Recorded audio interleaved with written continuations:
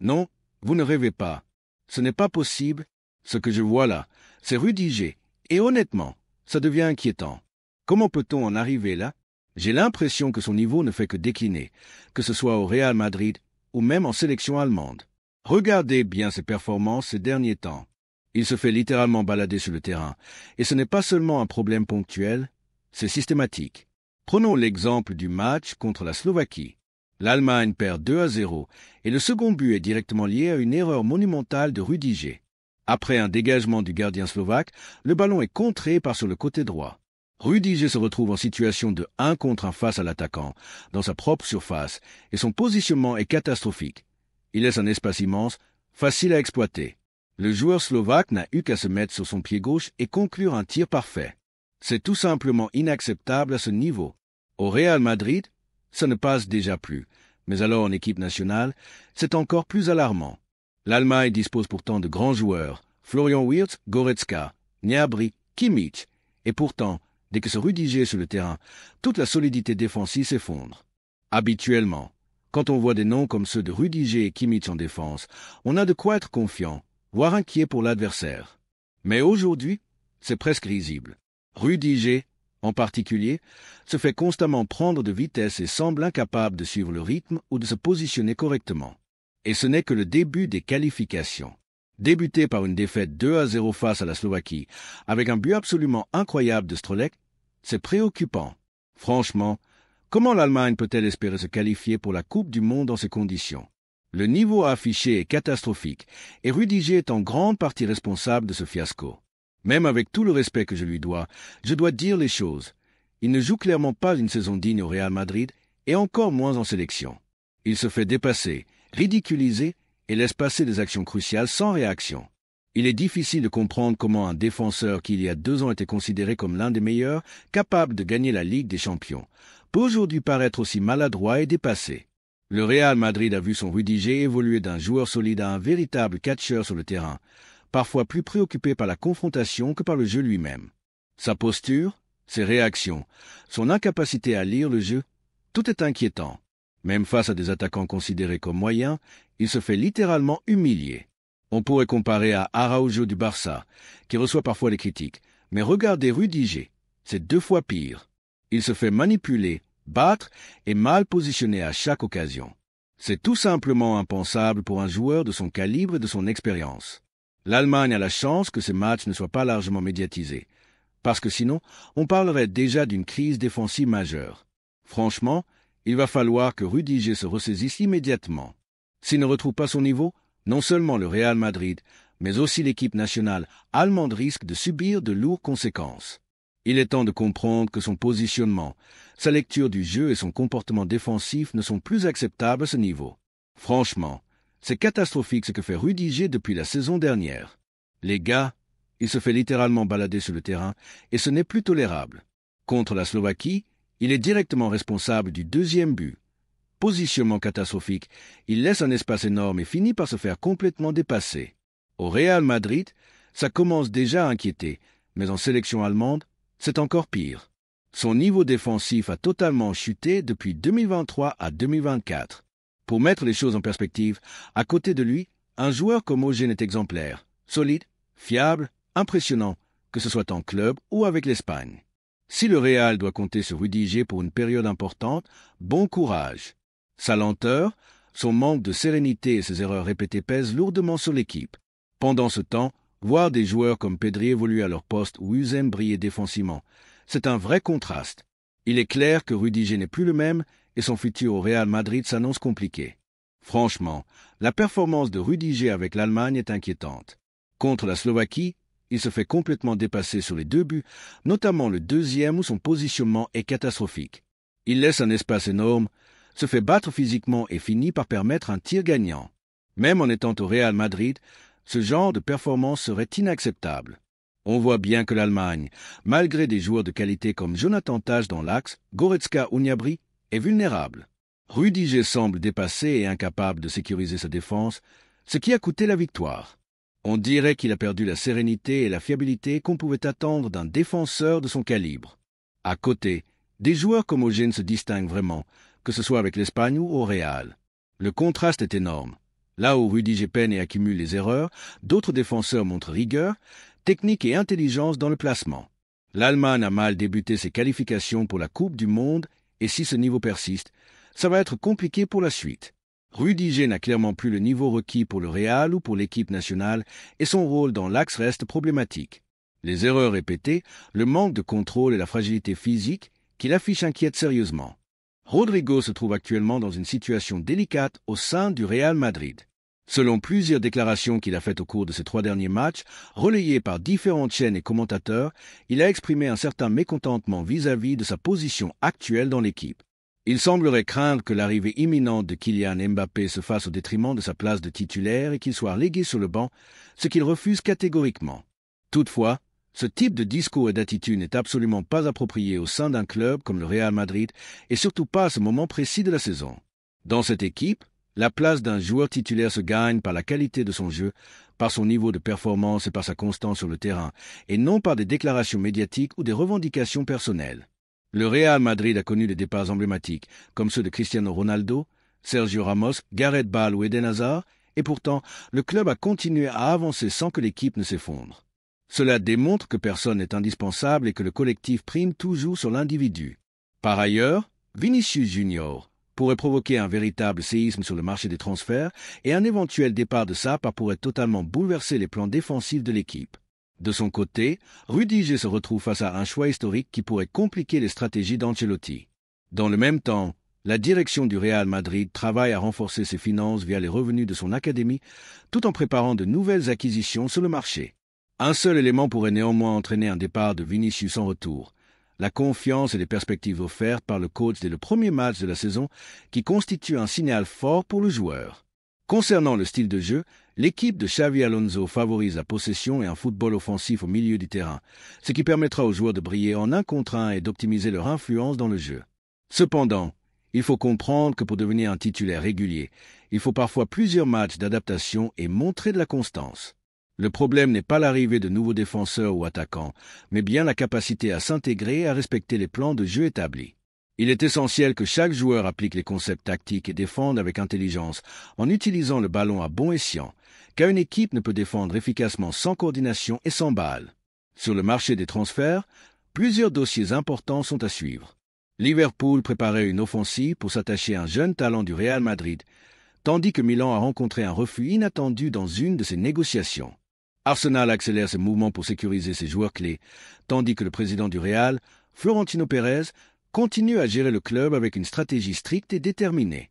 Le Barça, de son côté, traverse une crise financière qui menace son futur. En parallèle, le Real Madrid prépare une surprise qui pourrait bouleverser le marché estival. Le club surveille de près le défenseur français Ibrahima Konaté, dont le départ de Liverpool semble de plus en plus probable. Conscient de l'importance de retenir le joueur pour des raisons sportives et symboliques, Liverpool a intensifié ses négociations pour renouveler son contrat, tandis que le Real Madrid a déjà pris contact avec l'entourage de Konaté pour préparer une éventuelle signature si l'Anglais échoue à le convaincre. Les discussions et décisions sur ce dossier devraient connaître des développements importants dans les semaines à venir, le club madrilène plaçant Konaté en tête de ses priorités pour renforcer sa défense après le départ de certains éléments la saison précédente. La valeur estimée de la transaction pourrait se situer entre 25 et 35 millions d'euros, un montant considéré comme raisonnable compte tenu de l'âge et des qualités du joueur. En Italie, le Milan AC s'est renseigné auprès du Real Madrid sur la possibilité de recruter le latéral espagnol Fran Garcia pour renforcer son côté gauche.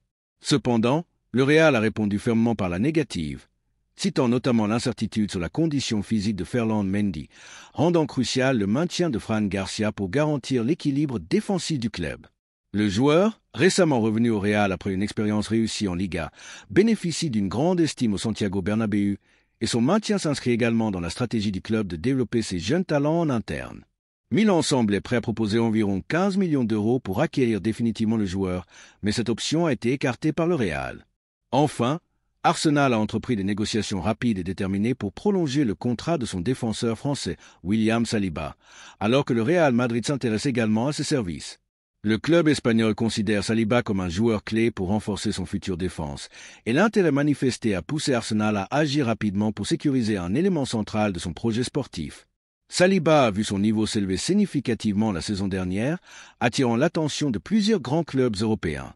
Arsenal souhaite prolonger son contrat sur le long terme et améliorer ses conditions afin de le protéger de toute tentative d'enrôlement extérieur. Sa valeur marchande pourrait dépasser 40 millions d'euros, ce qui souligne l'importance stratégique et financière de son avenir. Enfin, en Espagne, des informations récentes font état d'un désordre organisationnel au FC Barcelone, avec la possible annulation de leur tournée de pré-saison au Japon et en Corée du Sud en raison de garanties financières non finalisées. Ce manque de planification et de professionnalisme met en lumière les faiblesses structurelles du club catalan, contrastant avec la rigueur et la préparation du Real Madrid. La récente gestion des activités du FC Barcelone a mis en lumière plusieurs lacunes organisationnelles préoccupantes. Il est apparu clairement que toute action doit être anticipée et planifiée pour éviter des dysfonctionnements qui deviennent rapidement inacceptables et difficiles à justifier. Cette fois-ci, la situation a été contenue rapidement grâce à l'intervention de la société Rakuten, qui a joué le rôle de sauveur à la dernière minute. Cependant, le dommage était déjà fait, notamment sur l'image générale du club et plus particulièrement sur les marchés asiatiques, essentiels à la stratégie d'expansion commerciale du Barça. Selon le journaliste Josep, cet incident a révélé un manque flagrant de personnel expérimenté capable de gérer des dossiers logistiques complexes, ce qui démontre que le problème n'était pas principalement financier, bien que des retards dans la perception des fonds convenus aient mis en évidence cette dimension. Le montant concerné dépasserait les 10 millions d'euros, selon certaines sources proches du dossier, rendant cette situation difficilement acceptable. Pendant ce temps, le Liverpool FC continue de suivre de très près la situation de Rodrigo au Real Madrid.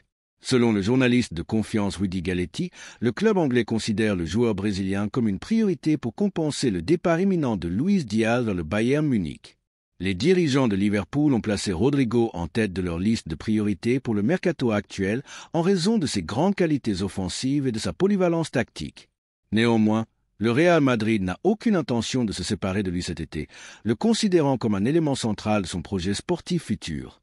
Face à ce refus catégorique, Liverpool a commencé à explorer d'autres pistes alternatives, en étudiant actuellement 2 noms supplémentaires, sans pour autant prendre de mesures officielles pour le moment.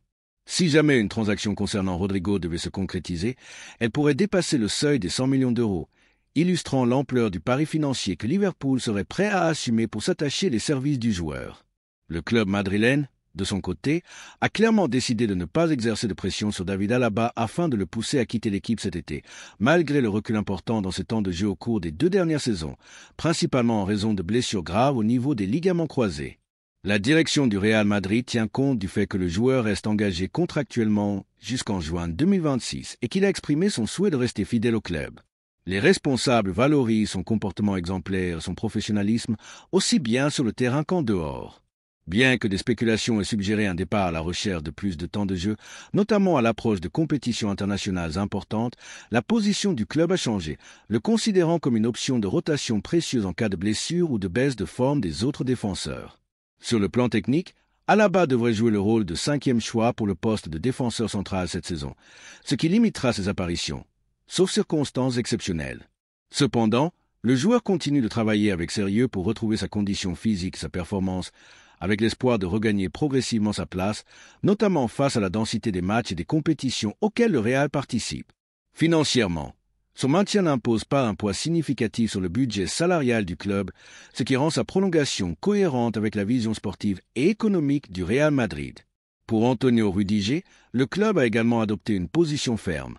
Il ne sera pas libéré cet été, sauf en cas d'offre financière extrêmement élevée.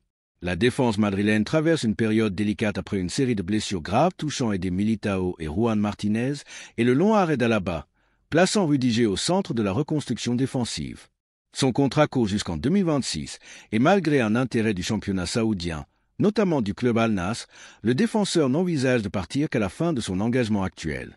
Sa position de leader et sa forte personnalité ont été déterminantes lors des moments de pression la saison précédente, renforçant son respect au sein du vestiaire.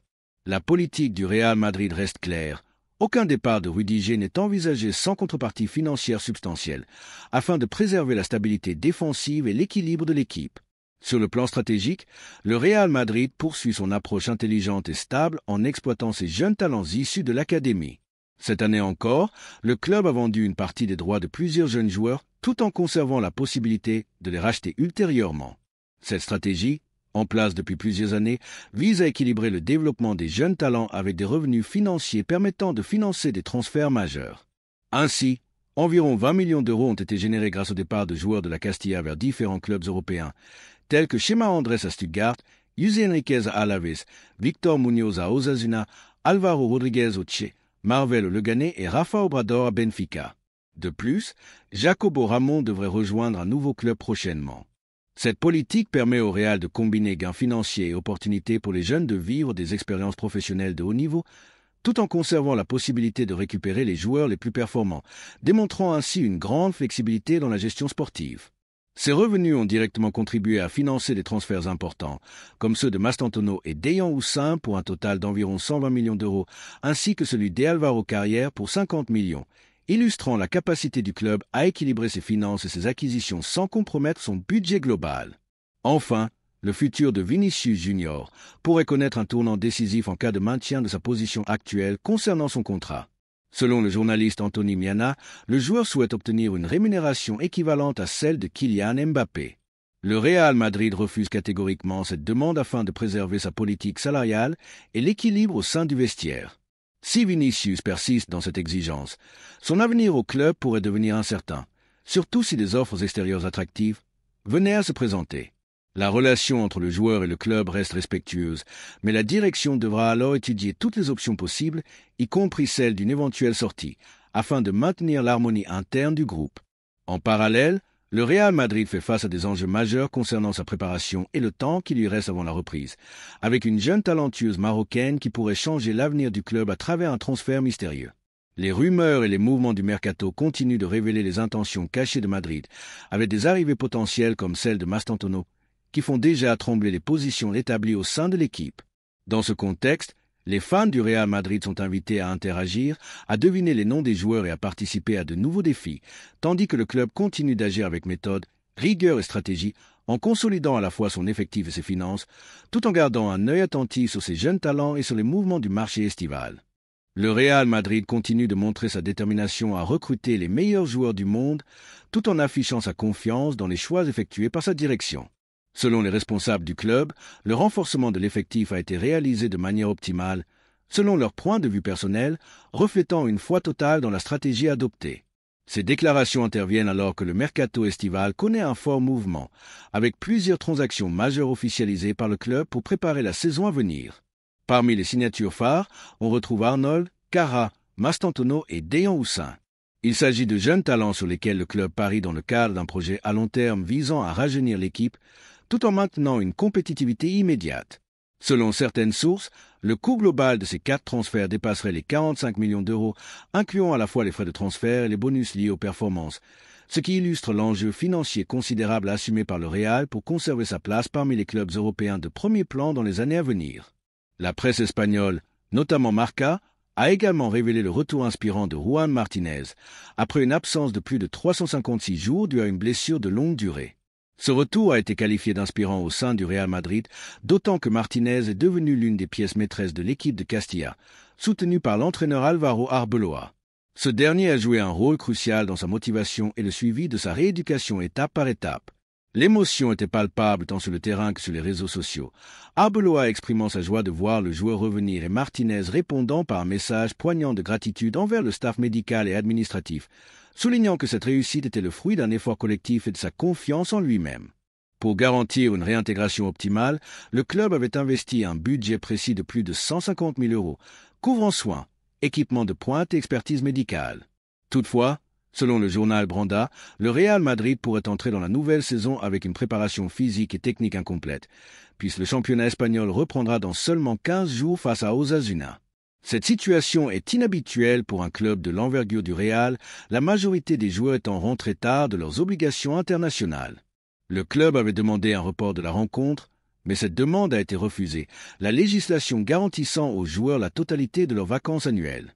Pour pallier ce manque de préparation, l'équipe technique mettra en place un programme intensif et personnalisé pour chaque joueur afin de réduire les risques de blessures, la saison s'annonçant particulièrement chargée sur les plans national et européen. Cela impliquera également des dépenses supplémentaires, pouvant atteindre plusieurs centaines de milliers d'euros dans les premières semaines. Sur le marché, le Real Madrid a officialisé le recrutement du jeune attaquant marocain Rachad Fetal en provenance de El Almería. Âgé de 20 ans, Il a signé un contrat jusqu'en 2028 et rejoindra immédiatement l'équipe Castilla, dans l'optique de préparer sa future intégration au groupe professionnel, en complément de la progression attendue de Gonzalo Garcia. Né à Murcie et double nationalité marocaine et espagnole, il a choisi de représenter le Maroc après avoir disputé 7 matchs avec les U20 et inscrit 2 buts, tout en ayant auparavant porté le maillot de l'Espagne U17 en matchs amicaux. Selon Marca, cette acquisition, estimée à environ 1,5 million d'euros, fait partie de la stratégie réfléchie du club pour bâtir une nouvelle génération de talents, profitant notamment de l'émergence de jeunes Marocains sur la scène européenne.